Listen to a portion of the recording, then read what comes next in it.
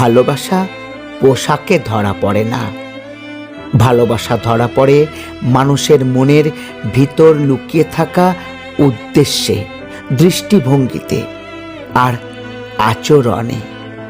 শরীরের চাহিদাকে অনেকে প্রেম বলে ভুল করে, আসলে সেটা ক্ষণিকের আকর্ষণ, যা একটু সময় পেরোলেই ধীরে ধীরে নিস্তব্ধ হয়ে যায়, মনে কোনো দাগও রেখে যায় না। প্রেম তখনই সত্যিকারের হয়ে ওঠে যখন কোনো নারী ভিতর থেকে ভেঙে পড়েছে আর তুমি তার সঙ্গে শক্ত হয়ে দাঁড়াতে পারো, কথা দিয়ে নয়, উপস্থিতি দিয়ে।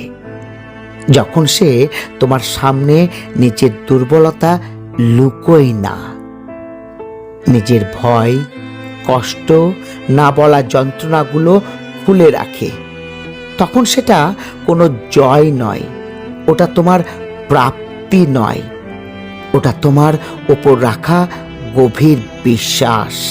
কারণ বিশ্বাস সবাইকে দেওয়া যায় না, বিশ্বাস দেওয়া হয় তাকেই যার কাছে নিজেকে ছোট করা যায়, নিজের চোখের জল লুকোতে হয় না।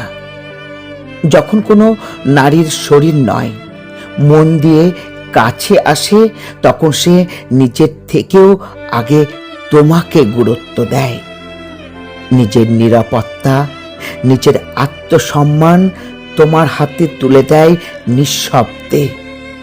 এই বিশ্বাস ভেঙে দেওয়া মানে শুধু একটা হৃদয়কে আঘাত করা নয়, ওটা ভেঙে দেয় তার আত্মসম্মান, তার আশা, তার ধৈর্য আর মানুষের উপর ভরসা রাখার ক্ষমতা। ঘনিষ্ঠতা কখনোই মালিকানার প্রমাণ নয়, এটা কোনো ট্রফি জেতার গল্পও নয়।